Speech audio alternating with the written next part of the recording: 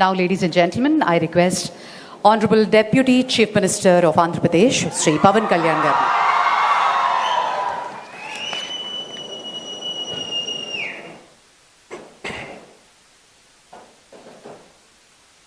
అందరికీ నమస్కారం. ఆంధ్రుల కళల రాజధాని అమరావతి ఆర్థిక పురోగతికి పునాది పడిన రోజుది. ఆర్థిక కార్యకలాపాలకు మూల స్తంభాలైన బ్యాంకింగ్ వ్యవస్థ కొలువుదీరేందుకు వీలుగా ఏర్పాటు చేసిన ఈ బ్యాంకింగ్ స్ట్రీట్కి పునాది రాయి వేసే బృహత్తర కార్యక్రమంలో విచ్చేసిన గౌరవ కేంద్ర ఆర్థిక మంత్రివర్యులు శ్రీమతి నిర్మలా సీతారామన్ గారికి, గౌరవ ముఖ్యమంత్రులు వర్యులు శ్రీ నారా చంద్రబాబు నాయుడు గారికి, సెంట్రల్ మినిస్టర్ శ్రీ పెమ్మసాని చంద్రశేఖర్ గారికి, సోదరులు నారా లోకేష్ గారికి, ఫైనాన్స్ మినిస్టర్ శ్రీ పయ్యావుల కేశవర్ గారికి, సభను అలంకరించిన గౌరవ సహచర మంత్రివర్యులకి, గౌరవ పార్లమెంట్ సభ్యులకి, గౌరవ శాసన మండలి మరియు శాసనసభ్యులకి, నాయకులకి హృదయపూర్వక ధన్యవాదాలు.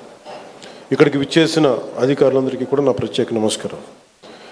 My wholehearted namaskaram to all the representatives of the premier banking institutions and insurance companies. On behalf of people of AP and our government, our heartfelt welcome and namaskars to you all. రాష్ట్ర పురోగతి కోసం వేస్తున్న ప్రతి అడుగులో గౌరవ ప్రధాని శ్రీ నరేంద్ర మోదీ గారి నాయకత్వంలోని కేంద్ర ప్రభుత్వం అందిస్తున్న తోడ్పాటు మరువలేనిది. ముఖ్యంగా ప్రత్యేకించి అమరావతి అభివృద్ధికి వారు అందిస్తున్న ప్రోత్సాహం మేము గుండెలో పెట్టుకుంటాం. ఈ రోజున అమరావతి అభివృద్ధి ప్రాజెక్టులు సాగుతున్నాయి అంటే అది నారా చంద్రబాబు గారి నాయకత్వంలోని ఈ ప్రభుత్వం సంకల్ప బలం, మోదీ గారి కేంద్ర ప్రభుత్వ సహకారం. కేంద్రం నుంచి వస్తున్న ఆర్థిక సాయం కాగితాల లెక్కల్లో కరిగిపోకుండా జరుగుతున్న అభివృద్ధి ప్రతి ఒక్కరికి కనపడేలా జవాబుదారీతనంతో ఈ ప్రభుత్వం పనిచేస్తుంది. Madam Nirmala Sitharaman ji, your visit here is not just ceremonial.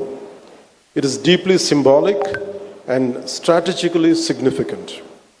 By laying the foundation stones for these banking institutions, you are laying the foundation for financial prosperity in our capital. It is a reaffirmation of the central government's commitment to Andhra Pradesh and a personal endorsement from you and Honorable Prime Minister Sri Narendra Modi ji of our developmental vision.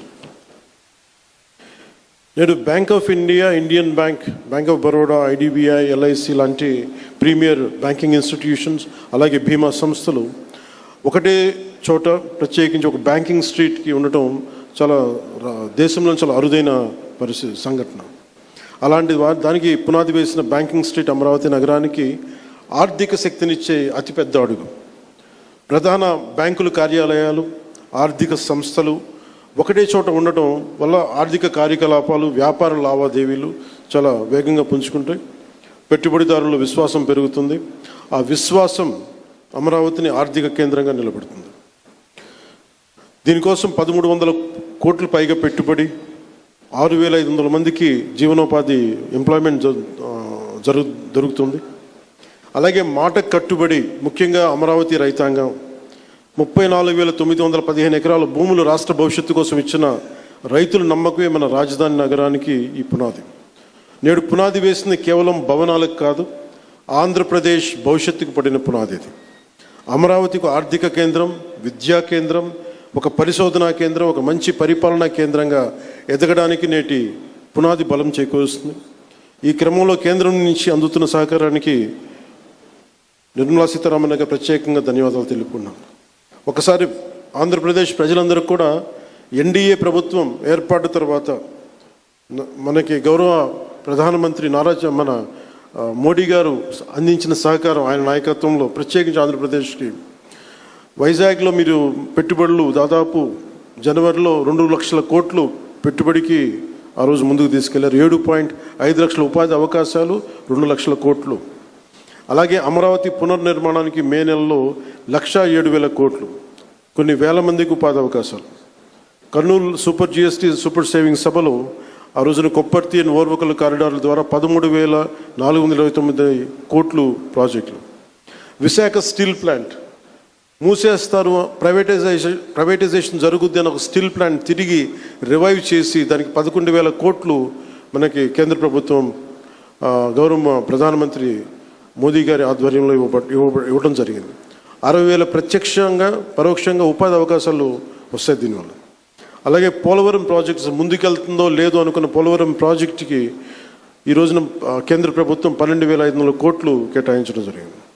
Amaravati రాజధాని నిర్మాణానికి 15,000 కోట్ల రూపాయలు ఇచ్చినందుకు మనస్ఫూర్తిగా ఇలాంటి అంటే ఇది ఒకసారి కేంద్ర ప్రభుత్వం ఎంత చేస్తుంది, మనకి రాష్ట్ర ప్రభుత్వానికి ఎంత అండగా నిలబడుతుందని చెప్పడానికి ఇవి బలమైన తార్కాణాలు, బలమైన నిదర్శనం. సో అందుకని ప్రత్యేకించి ఈ సందర్భంగా గౌరవ ప్రధానమంత్రి శ్రీ నరేంద్ర మోదీ గారికి, అలాగే finance minister, central finance minister Shrimati Nirmala Sitharaman గారికి, ప్రత్యేకంగా మీ అందరికీ కూడా మా కేంద్ర ప్రభుత్వానికి ప్రతి ఒక్కరికి ధన్యవాదాలు తెలుపుకుంటూ ఈ రాష్ట్రాన్ని చాలా బలమైన నాయకత్వంతో, అపారమైన అనుభవంతో ముందుకు తీసుకెళ్తున్న గౌరవ ముఖ్యమంత్రి శ్రీ నారా చంద్రబాబు నాయుడు గారికి ప్రత్యేక ధన్యవాదాలు, ప్రత్యేక కృతజ్ఞతలు తెలుపుకుంటూ అమరావతి రైతాంగం మీరు నిలబడ్డారు, మీకోసం మేము నిలబడతామని తెలియజేసుకుని సెలవు తీసుకున్నాను. జై హింద్.